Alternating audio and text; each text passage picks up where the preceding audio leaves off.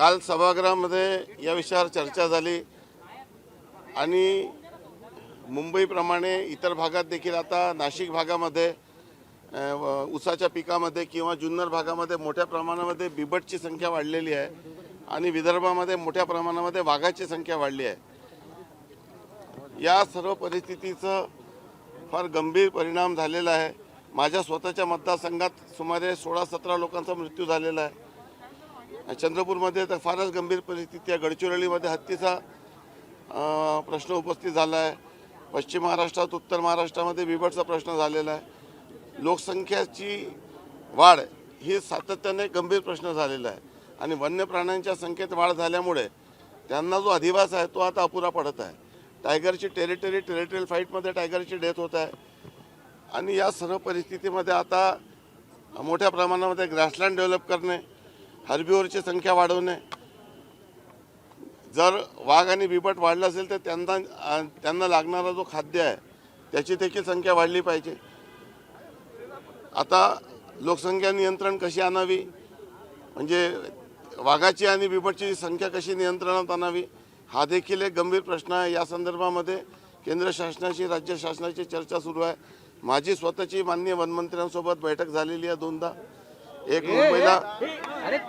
मुंबईला उच्चस्तरीय बैठक झालेली आहे आणि या बैठकीत अनेक उपाययोजना मी या ठिकाणी सुचवलेल्या आहे। शेवटी वन क्षेत्रात राहणाऱ्या ज्या शेती आहे ती शेती करणं देखील कठीण झालेलं आहे। या सर्व परिस्थितीवर आता जर आपण फॉरेस्टच्या वेबसाईटवर गेले तर आपल्याला लक्षात येईल की एक मुख्यमंत्री वन व पर्यावरण धोरण आपण या ठिकाणी तयार करून शासनाला दिलेलं आहे। त्यात वन क्षेत्राची जी ग्रासलँड आहे त्याची संख्या कशा पद्धतीने वाढवता येईल त्या दृष्टीने प्रयत्न सुरू आहे।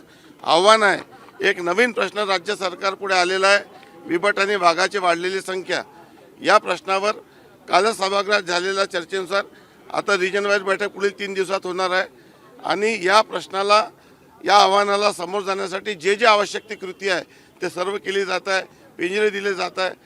शेवटी अशा पद्धतीच्या बिबटला पकडणं थोडंसं अडचणीचं असते, परंतु वन विभाग आणि पोलीस विभाग या संदर्भामध्ये कारवाई करत आहे। मी म्हणाले की जुन्नर भाग किंवा ऊसतोड भाग आहे हा जंगलाला लागून असतो, पण नागपूर सारख्या शहरामध्ये मोठ्या भागात मागल्या महिन्यात एक बिबट आला तर सुदैवाने तेव्हा हल्ला झाला, पण आजचा जो आता बिबट बेशुद्ध झालेला आहे, पण 4 पेक्षा जास्त लोक गंभीर जखमी आहे। शहरी भागाकडे येण्याचं काय कारण? हे बघा, आपण जर जुना इतिहास तपासून पाहिला तर वाघ देखील शेकडो किलोमीटरचा प्रवास करत असतो।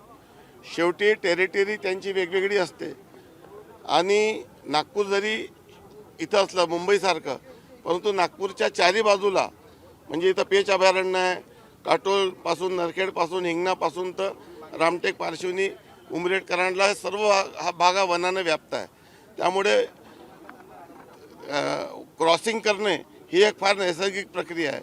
कॉरिडॉर त्यांचा असतो आणि जेव्हा त्यांना जागा मिळत नाही तो नवीन टेरिटरी शोधत असतो आणि शोधून तो या ठिकाणी आलेला असतो। नागरी वस्त्या जंगलाकडे चालल्या असेही होऊ शकतं, का सँक्शन दिलं जात आहे एने किंवा बाकी या गोष्टी? हे बघा, पर्यावरणाचा समतोल राखणं हे आता अतिशय महत्त्वाचं आहे।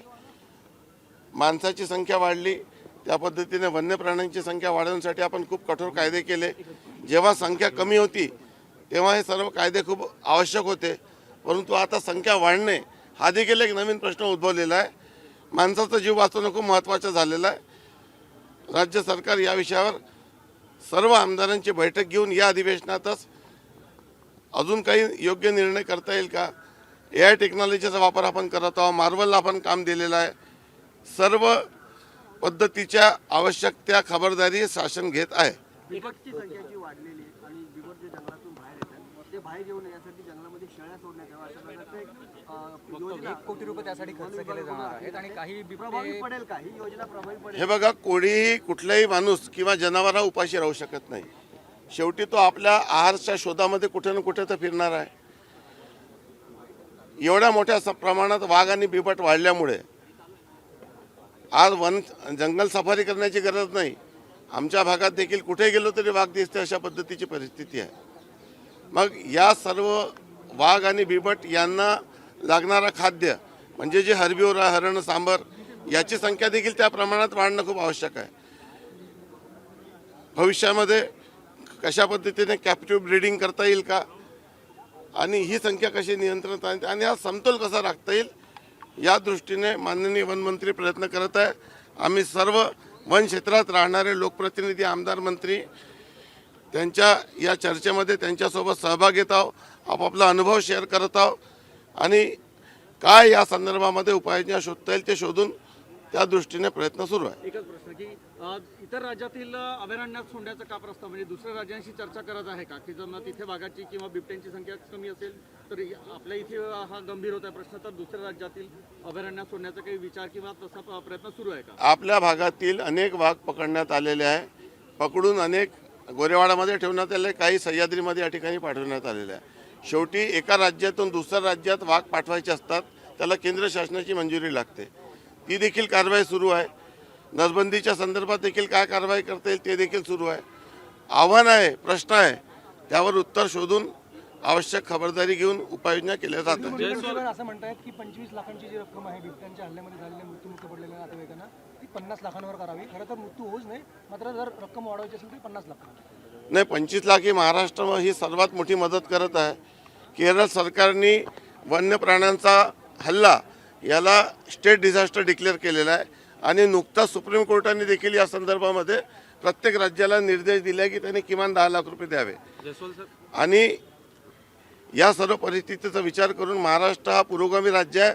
महाराष्ट्रात देशाच्या इतर कुठल्याही राज्यापेक्षा जास्तीची मदत आहे. मी स्वतः या विषयावर पाठपुरावा केला आणि कॅबिनेट पुढे आता फाईल आम्ही पाठवत आहोत की जेवढे वन्य प्राण्यांच्या हल्ल्यामुळे जेवढ्या लोकांचा मृत्यू झालेला आहे त्यांना 25 लाख सोबत शासकीय सेवेत देखील सामावून घेण्याचा प्रस्ताव मंत्रिमंडळापुढे सादर होत आहे. या हिवाळीमध्ये पर्यटन जे आहे ते विदर्भामध्ये वाढत असतं, पण या बिबट्यांच्या भीतीमुळे कुठेतरी पर्यटनाला फटका बसला. नाही, पर्यटनाला फटका बसला नाही. बरं, नागपूर जिल्ह्यासह पूर्व विदर्भात अवैध रेती उत्खननाचा प्रश्न गंभीर आहे. काय उपाययोजना किंवा तुमच्या मतदारसंघात काय तुम्ही म्हणजे प्रयत्न? नाही, आम्ही आता वाढूला कृत्रिम वाढूचा प्रस्ताव सरकारने दिलेला आहे. माननीय महसूल मंत्री याकडे लक्ष घालत आहे. घरकुल आणि व्यक्तिगत वापरासाठी 5 ब्रासपर्यंतची वाढू ही फ्री केली आहे आणि आर्टिफिशियल सँडनी डिमांड सप्लाय रेशो मेंटेन करण्याचा प्रयत्न या ठिकाणी होत आहे. मेंबर्स मुख्यमंत्र्यांना भेटले किंवा वाळूचा जे माफिया आहे ते अव्वाच्या सव्वा त्यांनी रेट वाढवले आहे आणि एक प्रकारे कृत्रिम टंचाई केली आहे. काय याच्यावरही काही विचाराधीन आहे का सरकार? नाही, आता मोठ्या प्रमाणामध्ये लोकांना रिलीफ मिळालेला आहे, परंतु आपण आपल्या महाराष्ट्रामध्ये देशातील सर्वात मोठं इन्फ्रास्ट्रक्चर उभं होत आहे. महाराष्ट्र प्रगतिशील राज्य आहे. वाळूची गरज आणि वाळूची उपलब्धता यामध्ये तफावत आहे आणि आता कृत्रिम वाळू उपलब्ध झाल्यानंतर हा बॅलन्स होईल.